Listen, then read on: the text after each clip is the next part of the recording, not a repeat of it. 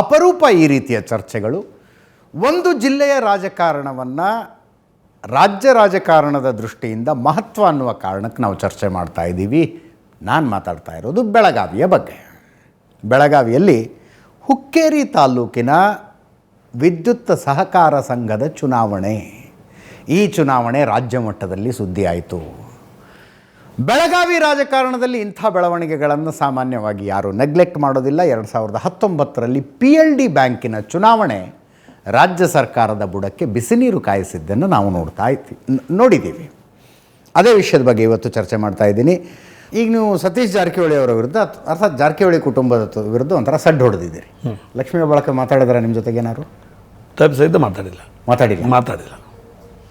ಮಾತಾಡೋದು ಅವಶ್ಯಕತೆ ಬಿಡೋಲ್ಲ.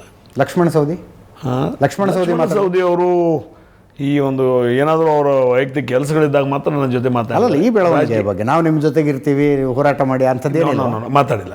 ಲಕ್ಷ್ಮಣ ಸವದಿನೂ ಮಾತಾಡಿಲ್ಲ.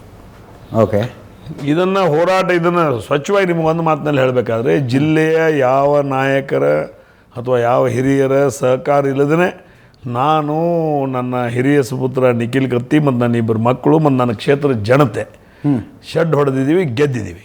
ಇದರಲ್ಲಿ ಯಾರು ಮುಲಾಜು ಇಲ್ಲ, ಯಾರು ನಮ್ಗೆ ಸಹಕಾರ ಮಾಡಿಲ್ಲ, ಯಾರು ಮಾರ್ಗದರ್ಶನ ಮಾಡಿಲ್ಲ, ಯಾರು ಫೋನು ಹಚ್ಚಿಲ್ಲ, ಯಾರು ಪತ್ರನೂ ಬರೆದಿಲ್ಲ.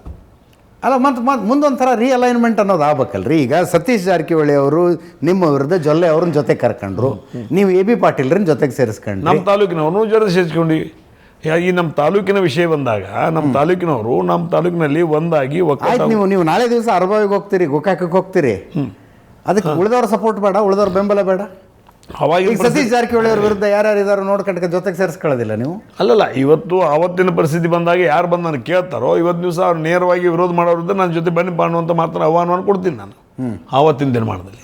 ಸೊ ಲಕ್ಷ್ಮೀ ಹೆಬ್ಬಾಳ್ಕರ್ ಮಾತಾಡಿಲ್ಲ, ಇಲ್ಲ, ಸಂಪರ್ಕ ಮಾಡಿಲ್ಲ, ಯಾರೂ ಮಾಡಿಲ್ಲ. ಪ್ರಭಾಕರ್ ಕೋರೆ ಏನಂದ್ರು? ಇಲ್ಲ, ಪ್ರಭಾಕರ್ ಕೋರೆ ಅವ್ರಿಗೆ ನಾನು ಈ ರಾಜಕೀಯ ವಿಷಯವಾಗಿ ಮಾತಾಡಿಲ್ಲ. 24ನೇ ತಾರೀಕು ನಮ್ಮ ಅಣ್ಣನ ಪುಸ್ತಕ ಬಿಡುಗಡೆ ಸಮಾರಂಭ ಇದೆ, ತಾವು ಬರಬೇಕಂದಾಗ ಅವರು ನಾವು ಬಾಂಬೆಯಲ್ಲಿ ಏನೋ ಒಂದು ಮೀಟಿಂಗ್ ಇದೆ, ಬರೋಕ್ಕಾಗಲ್ಲ, ಸ್ವಲ್ಪ ನೀನೇ ತಿಳ್ಕೊಂಬಿಡಪ್ಪ ಅಂದರು. ಆಯಿತು ಪ್ರಕಾಶ್ ಹುಕ್ಕೇರಿ ಬಂದಿದ್ರು. ಅಲ್ಲ, ಈ ಬೆಳವಣಿಗೆ ಬಗ್ಗೆ ಏನು ಇಲ್ಲ, ನಾಟ್. ಅದಕ್ಕೆ ನಿಮಗೆ ಹೇಳಿದ್ ನಾನು, ಈ ನಮ್ಮ ತಾಲೂಕಿನ ವಿಷಯದಲ್ಲಿ ನಮ್ಮ ಜಿಲ್ಲೆಯ ಅಥವಾ ಉತ್ತರ ಕರ್ನಾಟಕ ಅಥವಾ ರಾಜ್ಯದ ಯಾವುದೇ ನಾಯಕರು ನನಗೆ ಫೋನ್ ಮಾಡಿಲ್ಲ, ಮಾತಾಡಿಲ್ಲ. ಅದರದ ಅವಶ್ಯಕತೆ ನಮಗಿಲ್ಲ. ಇದು ನಮ್ಮ ತಾಲೂಕಿಗೆ ಸೀಮಿತವಾಗಿರೋದಿಲ್ಲ. ಅಂದರೆ ನೀವು ದಂಡಯಾತ್ರೆ ಮಾಡೋ ಉತ್ಸಾಹದಲ್ಲಿದ್ದೀರಿ. ಹಿಂದಿನ ಕಾಲದಲ್ಲಿ ಮಹಾರಾಜರ ದಂಡಯಾತ್ರೆಗೆ ಹೋಗ್ಬೇಕಿದ್ರೆ ನಿಂದೊಂದಷ್ಟು ಸೈನ್ಯ ಕಳಿಸು, ನಿಂದೊಂದಷ್ಟು ಸೈನ್ಯ ಕಳಿಸು, ಈಗ ಆನೆ ಕಳಿಸು, ನಿನ್ನ ಕುದುರೆ ಕಳಿಸು, ನಿನ್ನ ತುಪಾಕಿ ಕಳಿಸು ಅಂತ ಕೇಳ್ತಿದ್ರು.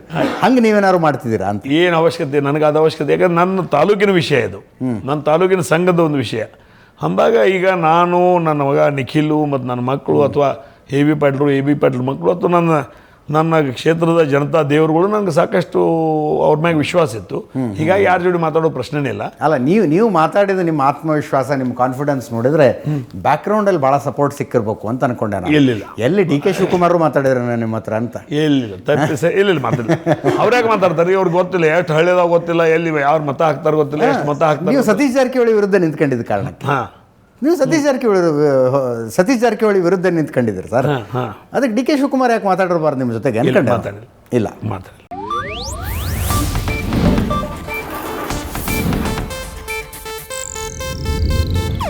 ಇದು ಏಷ್ಯಾನೆಟ್ ನ್ಯೂಸ್ ನೆಟ್ವರ್ಕ್ ಪ್ರಸ್ತುತಿ.